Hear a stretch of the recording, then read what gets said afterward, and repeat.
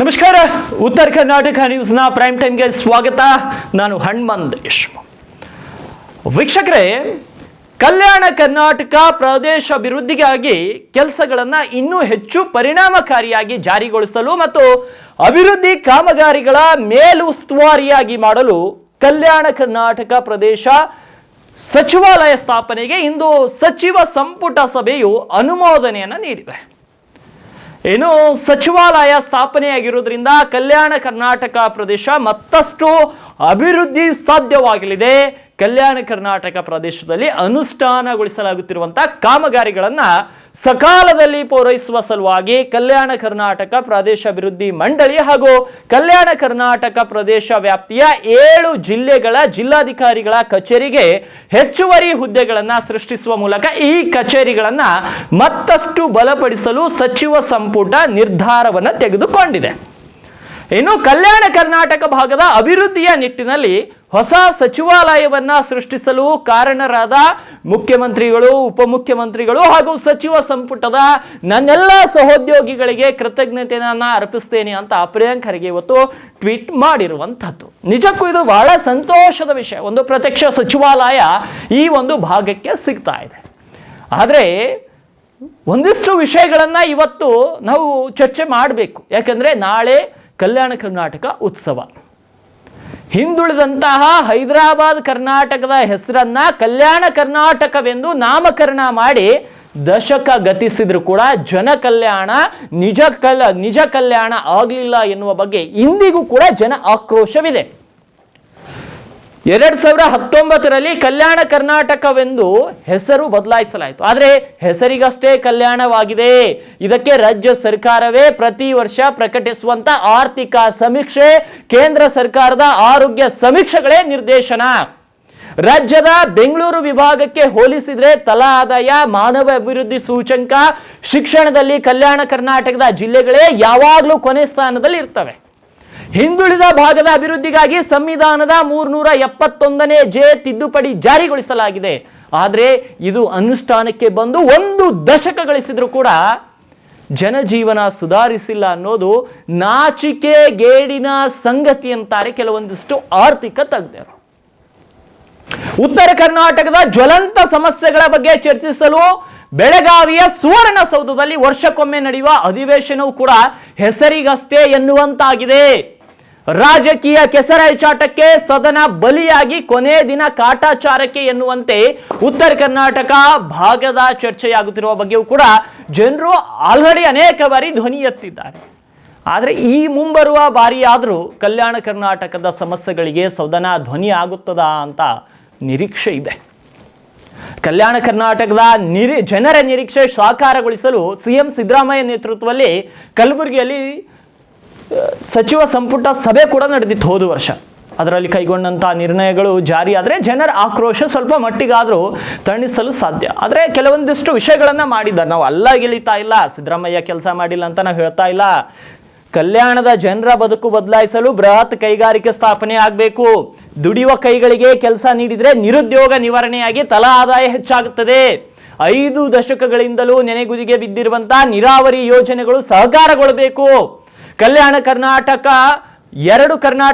ಕರ್ನಾಟಕದಲ್ಲಿ 2 ಕರ್ನಾಟಕಗಳು, ಒಂದು ಸಮೃದ್ಧ ಕರ್ನಾಟಕ, ಇನ್ನೊಂದು ಹಿಂದುಳಿದಿರುವಂತಹ ಕರ್ನಾಟಕ ಅಂತ 15ನೇ ಹಣಕಾಸು ಆಯೋಗದ ಅಧ್ಯಕ್ಷ NK ಸಿಂಗ್ ಹೇಳಿರುವುದು ರಾಜ್ಯದಲ್ಲಿ ಪ್ರಾದೇಶಿಕ ಅಸಮತೋಲನೆ ಜ್ವಲಂತವಾಗಿದೆ ಅನ್ನೋದಕ್ಕೆ ನಿರ್ದೇಶನವಾಗಿದೆ. ಅದಕ್ಕಾಗಿ ಡಾಕ್ಟರ್ ನಂಜುಂಡಪ್ಪ ವರದಿಯ ಶಿಫಾರಸಿನಂತೆ ಕಲ್ಯಾಣದ ಅಭಿವೃದ್ಧಿಗೆ ಹೆಚ್ಚು ಆದ್ಯತೆ ನೀಡುವ ಕೆಲಸ ಸರ್ಕಾರ ಮಾಡಬೇಕಾಗಿದೆ. ಆದರೆ ಅವೆಲ್ಲ ಯಾವಾಗ ಆಗ್ತವೆ? ಅವು ಯಾವಾಗ ಆಗಬೇಕು? ಯಾವತ್ತಾಗ್ತವೆ? ಸರ್ಕಾರಗಳು ಈ ವರ್ಷ ಬಿಜೆಪಿ, ಕಳೆದ ಬಾರಿ ಬಿಜೆಪಿ ಸರ್ಕಾರ ಇತ್ತು, ಈ ಬಾರಿ ಕಾಂಗ್ರೆಸ್ ಸರ್ಕಾರ ಇತ್ತು, ನಾಳೆ JDS ಬರ್ಬೋದು, ಮತ್ತೆ ಇವರೇ ಯಾರಾದರೂ ಅಧಿಕಾರಕ್ಕೆ ಬರಬಹುದು. ಆದರೆ ಈ ಸರ್ಕಾರಗಳು ಬದಲಾಗ್ತಾನೆ ಇದ್ದಾವೆ. ಪ್ರತಿ 5 ವರ್ಷಗಳಿಗೊಮ್ಮೆ 2 ವರ್ಷಗಳಿಗೊಮ್ಮೆ ಸರ್ಕಾರ ಬದಲಾಗ್ತಾನೆ ಇದ್ದಾವೆ. ಆದರೆ ಕಲ್ಯಾಣ ಕರ್ನಾಟಕ ಮಾತ್ರ ಅಭಿವೃದ್ಧಿ ಯಾಕೆ ಆಗ್ತಾ ಇಲ್ಲ? ನನಗಿದು ಒಂದೇ ಯಕ್ಷ ಪ್ರಶ್ನೆ. ಸರ್ಕಾರಗಳು ಬದಲಿ ಆಗುತ್ತೆ, ಕಲ್ಯಾಣ ಕರ್ನಾಟಕದ ಹೆಸರು ಹೇಳಿ ಸಚಿವ ಸ್ಥಾನವನ್ನು ತಗೊಂಡವರ ಬದುಕು ಕಲ್ಯಾಣವಾಗಿ ಹೋಗುತ್ತೆ. ಕಲ್ಯಾಣ ಕರ್ನಾಟಕದ ಹೆಸರು ಹೇಳಿ ಹೋರಾಟ ಮಾಡಿ ಅನೇಕರು ರಾಜಕೀಯ ಬೇಳೆಗಳನ್ನು ಕೂಡ ಬೇಯಿಸಿಕೊಂಡಿದ್ದಾರೆ. ಆದರೆ ಕಲ್ಯಾಣ ಕರ್ನಾಟಕ ಮಾತ್ರ ಯಾಕೆ ಕಲ್ಯಾಣ ಆಗ್ತಾ ಇಲ್ಲ ಅನ್ನೋದು ಒಂದು ಯಕ್ಷ ಪ್ರಶ್ನೆ. ಯಾಕಂದರೆ ಈ ಭಾಗದ ಹೆಸರು ಹೇಳಿ ಸಚಿವ ಸ್ಥಾನವನ್ನು ಪಡ್ಕೋತಾರೆ, ಈ ಭಾಗದ ಹೆಸರು ಹೇಳಿ ನಿಗಮ ಅಧ್ಯಕ್ಷ ಸ್ಥಾನಗಳನ್ನು ಪಡ್ಕೋತಾರೆ, ಈ ಭಾಗದ ಹೆಸರು ಹೇಳಿ ಏನೇನೋ ಲಾಭಗಳನ್ನು ಪಡ್ಕೊತಾರೆ. ಆದರೆ ರಾಜಕಾರಣಿಗಳು ಉದ್ಧಾರ ಆಗ್ತಾ ಇದ್ದಾರೆ. ಕಲ್ಯಾಣ ಕರ್ನಾಟಕದ ಹೆಸರು ಹೇಳುವಂತಹ ರಾಜಕಾರಣಿಗಳು ಕೋಟಿ ಕೋಟಿ ಸಾವಿರ ಲೆಕ್ಕದಲ್ಲಿ ತಮ್ಮ ಆದಾಯವನ್ನ ಡಬಲ್ ಮಾಡ್ಕೋತಾ ಇದ್ದಾರೆ. ಆದರೆ ನೈಜವಾಗಿ ಕಲ್ಯಾಣ ಕರ್ನಾಟಕ ಭಾಗದಲ್ಲಿ ಬದುಕುವಂತ ಹಳ್ಳಿ ಜನರ ಬದುಕು ಯಾವಾಗ ಬದಲಾಗುತ್ತೆ? ಮೊನ್ನೆ ರಾಯಚೂರಿನಲ್ಲಿ ನೋಡಿದ್ದೀವಿ, ಹಾಸ್ಪಿಟಲ್ ಅಲ್ಲಿ ಕರೆಂಟ್ ಇಲ್ಲ ಡೆಲಿವರಿ ಟೈಮಲ್ಲಿ. ಬೀದರ್ನಲ್ಲಿ ರೋಡ್ಗಳ ಪರಿಸ್ಥಿತಿ ನೋಡಿ, ಹಳ್ಳಿಗಳಲ್ಲಿ ಹೋಗ್ಲಿಕ್ಕೆ ರೋಡ್ ಇಲ್ಲ, ಒಳ್ಳೆಯ ಸುಸರ್ಜಿತ ಹಾಸ್ಪಿಟಲ್ಗಳಿಲ್ಲ, ಒಳ್ಳೆಯ ಕಾಲೇಜ್ಗಳಿಲ್ಲ, ಒಳ್ಳೆಯ IT ಕಂಪನಿಗಳಿಲ್ಲ, ನಿರುದ್ಯೋಗಿಗಳು ಒಂದು 10,000 ನಿರುದ್ಯೋಗಿಗಳಿಗೆ ಕೆಲಸ ಕೊಡ್ತೀವಿ ಅನ್ನೋಂಥ ಒಂದು ದೊಡ್ಡ ಕಂಪನಿಗಳಿಲ್ಲ. ಕೆಲಸಕ್ಕಾಗಿ ಅಲಿದು ಹೈದರಾಬಾದ್, ಮುಂಬೈ, ಪುಣೆಗೆ ಇಂದಿಗೂ ಕೂಡ ವಲಸೆ ಹೋಗ್ತಾ ಇದ್ದಾರೆ. ಕಲ್ಯಾಣ ಕರ್ನಾಟಕವನ್ನ ಹೈದರಾಬಾದ್ ಕರ್ನಾಟಕದಿಂದ ಕಲ್ಯಾಣ ಕರ್ನಾಟಕವಂತ ಮರುನಾಮಕರಣ ಮಾಡಿದ್ದೀರಿ. ಆದರೆ ಈ ಭಾಗದ ಕಲ್ಯಾಣವನ್ನು ಯಾರು ಮಾಡಬೇಕು ಸ್ವಾಮಿ? ಕಲ್ಯಾಣವನ್ನ ಮಾಡಲಿಕ್ಕೆ ಕಲ್ಯಾಣದ ಹೆಸರು ಹೇಳಿ, ಕಲ್ಯಾಣ ಕರ್ನಾಟಕದ ಹೆಸರು ಹೇಳಿ ಅಭಿವೃದ್ಧಿ ಮಾಡ್ತೀವಂತ ಹೇಳುವವರು ಎಲ್ಲರೂ ಅಭಿವೃದ್ಧಿ ಆಗಿ ಹೋಗ್ತಾ ಇದ್ದಾರೆ. ಆದರೆ ಕಲ್ಯಾಣ ಕರ್ನಾಟಕ ಯಾಕೆ ಅಭಿವೃದ್ಧಿ ಆಗ್ತಾ ಇಲ್ಲ? ನಿಮಗೆ ಒಂದು ಸೋಜಿಗದ ಮಾತು ಹೇಳ್ತೀನಿ. ಪ್ರತಿ ವರ್ಷ ಕಲ್ಯಾಣ ಕರ್ನಾಟಕ ಪ್ರಾದೇಶ ಅಭಿವೃದ್ಧಿಯ ಮಂಡಳಿ KKRDB ಸಾವಿರಾರು ಗಟ್ಟಲೆ ಲೆಕ್ಕದಲ್ಲಿ ಶಿಕ್ಷಣಕ್ಕೆ ಹಣವನ್ನ ವ್ಯಯ ಮಾಡುತ್ತೆ. ಆದರೆ ಯಾಕೆ ದಶಕಗಳು ಕಳೆದ್ರೂ ಕೂಡ ಒಂದೆರಡು ಬಾರಿ ಆದ್ರೂ ಕೂಡ ಯಾಕೆ ಶಿಕ್ಷಣದಲ್ಲಿ ಇನ್ನೂ ಕೂಡ ಉನ್ನತಿ ಸಾಧಿಸಿಲ್ಲ?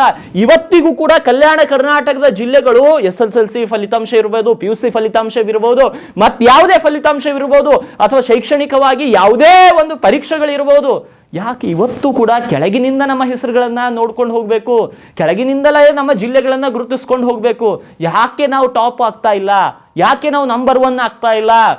ಯಾಕಂದ್ರೆ ಕಲ್ಯಾಣ ಕರ್ನಾಟಕದ ಹೆಸರು ಹೇಳೋದು ಎಲ್ಲಾ ರಾಜಕಾರಣಿಗಳಿಗೆ ಟ್ರೆಂಡ್ ಆಗಿದೆ. ಆದರೆ ಕಲ್ಯಾಣ ಕರ್ನಾಟಕವನ್ನ ಟ್ರೆಂಡಿಂಗ್ ಅಲ್ಲಿ ತರಬೇಕಂತ ಯಾರು ಕೂಡ ಕೆಲಸ ಮಾಡ್ತಾ ಇಲ್ಲ. ಇದು ವಾಸ್ತವಾಂಶ. ಬಹುತೇಕ ಸಚಿವರಿದ್ದಾರೆ, ಅರಣ್ಯ ಸಚಿವರಿದ್ದಾರೆ, ಪೌರಾಡಳಿತ ಸಚಿವರಿದ್ದಾರೆ, IT-BT ಸಚಿವರಿದ್ದಾರೆ, ಇದು ಸಮಾಜ ಕಲ್ಯಾಣ ಇಲಾಖೆ ಸಚಿವರಿದ್ದಾರೆ, ವೈದ್ಯಕೀಯ ಶಿಕ್ಷಣ ಸಚಿವರಿದ್ದಾರೆ, ಸಾಕಷ್ಟು ಜನರು ಸಚಿವರಿದ್ದಾರೆ. ಆದರೆ ಕಲ್ಯಾಣ ಕರ್ನಾಟಕ ಮಾತ್ರ ಅಭಿವೃದ್ಧಿ ಆಗಲ್ಲ. ಇವತ್ತು ಈ ಕಳೆದ 5 ವರ್ಷದಲ್ಲಿ ಏನಿತ್ತೋ ಮತ್ತೆ ಇವಾಗಲೂ ಅದೇ. ಇವ್ರ ಸರ್ಕಾರ ಬಂದಾಗ ಇವ್ರು ಹೇಳ್ತಾರೆ ನಾವು ಗುದ್ಲಿ ಪೂಜೆ ಮಾಡಿದ್ದೀವಿ, ಉದ್ಘಾಟನೆ ಮಾಡಿದ್ದೀವಿ ಅಂತ. ಅವ್ರು ಹೇಳ್ತಾರೆ ಬರೀ ಕಟ್ಟಡ ಕಟ್ಟೋದು ಅದು ಒಂದಿಷ್ಟು ಕೆಲಸಗಳನ್ನು ಮಾಡ್ತಿದ್ದಾರೆ ಹೊರತು. ಆದರೆ ಮಲ್ಲಿಕಾರ್ಜುನ್ ಖರ್ಗೆ ಅವ್ರದ್ದು ಮತ್ತು 371Jಗೆ ಹೋರಾಡದಂಥವರ ಕನಸು ಇದು ಆಗಿರಲಿಲ್ಲ. ಅವ್ರ ಕನಸು ಬೇರೆ ಇತ್ತು. ನಮ್ಮ ಭಾಗ ಅಭಿವೃದ್ಧಿ ಆಗಬೇಕಂತ ಕನಸನ್ನು ಕಂಡಿದ್ರು. ಆದರೆ ಆ ಅಭಿವೃದ್ಧಿಯ ಕನಸು ಇಂದಿಗೂ ಕೂಡ ನನಸಾಗ್ತಾ ಇಲ್ಲ. ನೀವು ನೋಡಿ, ಕಲ್ಯಾಣ ಕರ್ನಾಟಕ ಭಾಗದ ಒಂದಿಷ್ಟು ಊರುಗಳಲ್ಲಿ ಇವತ್ತಿಗೂ ಕೂಡ ಶುದ್ಧ ಕುಡಿಯುವ ನೀರು ಸಿಗಲ್ಲ, ಒಳ್ಳೆಯ ಹಾಸ್ಪಿಟಲ್ ಸಿಗಲ್ಲ, ಕೆಲಸ ಮಾಡಬೇಕಂದ್ರೆ ಆ ಯುವಕನಿಗೆ ಆ ಡಿಸ್ಟ್ರಿಕ್ಟ್ ಪ್ಲೇಸಲ್ಲಿ ಕೆಲಸ ಸಿಗಲ್ಲ, ಏನಾದರೂ ಒಳ್ಳೆ ಎಜುಕೇಷನ್ ತಗೋಬೇಕಾದ್ರೆ ಒಳ್ಳೆ ಎಜುಕೇಷನ್ ಸಿಗಲ್ಲ. ಆತ ಕೆಲಸಕ್ಕಾಗಿ ಹೈದರಾಬಾದ್, ಮುಂಬೈ, ಪುಣೆಗೆ ವಲಸೆ ಹೋಗ್ತಾನೆ. ಹಾಸ್ಪಿಟಲ್ಗಾಗಿ ನೆರೆಯ ತೆಲಂಗಾಣದ ಹೈದರಾಬಾದ್ಗೆ ಹೋಗ್ತಾ ಇದ್ದಾನೆ, ಸೋಲಾಪುರ್ಗೆ ಹೋಗ್ತಾ ಇದ್ದಾನೆ. ಆದರೆ ಯಾಕೆ ನಮ್ಮ ಕಲ್ಯಾಣ ಕರ್ನಾಟಕ ಭಾಗದಲ್ಲಿ ಯಾಕೆ ಬದಲಾವಣೆ ಆಗ್ತಾ ಇಲ್ಲ? ಇದ್ರ ಹೆಸರು ಹೇಳಿ ಬಂದಂಥ ರಾಜಕಾರಣಿಗಳ ಬದುಕು ಮಾತ್ರ ಸಂಪೂರ್ಣವಾಗಿ ಬದಲಾಗಿ ಹೋಗ್ತಾ ಇದೆ. ಫಸ್ಟ್ ಎಲೆಕ್ಷನ್ಗೆ ಬಂದಾಗ ಒಂದು ಇನೋವಾ ಕಾರಲ್ಲಿ ಬಂದಂತಹ MLA ಮತ್ತೆ 2ನೇ ಎಲೆಕ್ಷನ್ಗೆ ಬಂದಾಗ 10 ಇನೋವಾ ಕಾರ್ಗಳನ್ನು ಮೇಂಟೈನ್ ಮಾಡ್ತಿದ್ದಾನೆ. ಕಲ್ಯಾಣ ಕರ್ನಾಟಕದ ಹೆಸರು ಹೇಳಿ ಸಚಿವ ಸ್ಥಾನವನ್ನು ಪಡೆದವರು ಕ್ಯೂ ಗಟ್ಟಲೆ, ಕೋಟಿ ಗಟ್ಟಲೆ ದುಡ್ಡನ್ನು ಮಾಡ್ಕೋತಾ ಇದ್ದಾರೆ. ಅವರ ಆದಾಯ 100 ಪಟ್ಟು ಹೆಚ್ಚಾಗಿದೆ ಕಲ್ಯಾಣ ಕರ್ನಾಟಕದ ರಾಜಕಾರಣಿಗಳದು. ಯಾಕೆ ಕಲ್ಯಾಣ ಕರ್ನಾಟಕ ಭಾಗದಲ್ಲಿ ವಾಸಿಸುವಂಥ ಯುವಕರ ಬದುಕು ಬದಲಾಗ್ತಾ ಇಲ್ಲ? ಯಾಕೆ ಜನಸಾಮಾನ್ಯರ ಬದುಕು ಬದಲಾಗ್ತಾ ಇಲ್ಲ? ಇದರ ಬಗ್ಗೆ ಚಿಂತನೆಯನ್ನು ನಡೆಸಬೇಕು. ಸಮಾಜದ ಕನಸನ್ನ ಕಂಡಿರುವಂಥ ಇಂದಿನ ಯುವಕರು ಒಂದನ್ನ ಅರ್ಥ ಮಾಡ್ಕೊಳ್ಬೇಕು. ಕಲ್ಯಾಣ ಕರ್ನಾಟಕ ಭಾಗ ಯಾಕೆ ಅಭಿವೃದ್ಧಿ ಆಗ್ತಾ ಇಲ್ಲ ಅನ್ನೋದ್ರ ಬಗ್ಗೆ ನಿಮ್ಮ ಸ್ಥಳೀಯ ಜನಪ್ರತಿನಿಧಿಗಳ ಜೊತೆ ಚರ್ಚೆ ಮಾಡಬೇಕು. ಯಾಕೆ ಅನುದಾನ ಬರ್ತಾ ಇಲ್ಲ, ಯಾಕೆ ಅನುದಾನ ಬಂದರೂ ಸರಿಯಾಗಿ ಬಳಕೆ ಆಗ್ತಾ ಇಲ್ಲ, ಇದ್ರ ಬಗ್ಗೆ ಚರ್ಚೆ ಮಾಡಬೇಕು. ಇಲ್ಲ ಅಂದ್ರೆ ನಮಗೆ 371J ನಮಗೆ ಸರ್ಕಾರ ಕೊಟ್ಟಿದ್ದು ಕೂಡ ಸಾರ್ಥಕ ಆಗಲ್ಲ. ಎಲ್ಲಿ ಒಂದು 4 ಉದ್ಯೋಗಗಳನ್ನು ಪಡಿತಿದ್ದೀವಿ ವಿನಾ ಮೂಲಭೂತ ಸೌಕರ್ಯಗಳು, ಮಾನವ ಅಭಿವೃದ್ಧಿ ಸೂಚಂಕಗಳು, ಆರೋಗ್ಯ ಕ್ಷೇತ್ರ, ವೈದ್ಯಕೀಯ ಕ್ಷೇತ್ರ, ಶಿಕ್ಷಣ ಕ್ಷೇತ್ರ, ಪ್ರತಿಯೊಂದು ಕ್ಷೇತ್ರದಲ್ಲಿ ಇವತ್ತಿಗೂ ಕೂಡ ಕಲ್ಯಾಣ ಕರ್ನಾಟಕ ಹಿಂದುಳಿತಾ ಇದೆ. ಆದರೆ ರಾಜಕಾರಣಿಗಳು ಮುಂದೆ ಹೋಗ್ತಾ ಇದ್ದಾರೆ. ರಾಜಕಾರಣಿಗಳ ಮಕ್ಕಳು ಅಮೆರಿಕಕ್ಕೆ, ಬೇರೆ ಬೇರೆ ಇಂಗ್ಲೆಂಡ್ಗೆ ಹೋಗಿ ಓದ್ತಾ ಇದ್ದಾರೆ. ಆದರೆ ನಮ್ಮ ಕಲ್ಯಾಣ ಕರ್ನಾಟಕ ಭಾಗದ ಮಕ್ಕಳು ಅದೇ ಸರ್ಕಾರಿ ಶಾಲೆಯಲ್ಲಿ ಓದ್ತಾ ಇದ್ದಾರೆ. ಆ ಸರ್ಕಾರಿ ಶಾಲೆಗಳಲ್ಲಿ 200 ಮಕ್ಕಳಿಗೆ 1 kg ಟೊಮಾಟೋಲ್ಲಿ ಅಡಿಗೆಯನ್ನು ಮಾಡ್ತಾರೆ. 4-5 ಜನರು ಶಿಕ್ಷಕರು ಇರ್ತಾರೆ, ಸಾವಿರಾರು ಲೆಕ್ಕದಲ್ಲಿ ಮಕ್ಕಳು ಇರ್ತಾರೆ. ಇಂತಹ ವ್ಯವಸ್ಥೆ ಕಲ್ಯಾಣ ಕರ್ನಾಟಕದಲ್ಲಿ ಇದೆ. ಈಗಲಾದರೂ ಬದಲಾಗಬೇಕು. ಬದಲಾಗದಿದ್ರೆ ಯುವಕರು ಧ್ವನಿ ಎತ್ತಬೇಕು. ಇಲ್ಲದಿದ್ರೆ ಈ ಸಮಸ್ಯೆಗೆ ಎಂದೂ ಕೂಡ ಪರಿಹಾರ ಸಿಗಲ್ಲ. ಎಸ್, ನಾಳೆ ಮತ್ತೆ ಕಲ್ಯಾಣ ಕರ್ನಾಟಕ ಉತ್ಸವ ಇರೋದ್ರಿಂದ ಕಲ್ಯಾಣ ಕರ್ನಾಟಕ ಭಾಗದ ಜನರಿಗೆ ಹಾಗೂ ಸಮಸ್ತ ನಾಡಿನ ಜನತೆಗೆ ಕಲ್ಯಾಣ ಕರ್ನಾಟಕ ಉತ್ಸವದ ಹಾರ್ದಿಕ ಶುಭಾಶಯಗಳು. ಇವತ್ತಿಗೆ ಈ ಶುಭಾಶಯದೊಂದಿಗೆ ಇವತ್ತಿನ ಈ ಪ್ರೈಮ್ ಟೈಮನ್ನು ಮುಗಿಸ್ತೀನಿ. ಮತ್ತೆ ನಾಳೆ ಭೇಟಿ ಆಗ್ತೇನೆ.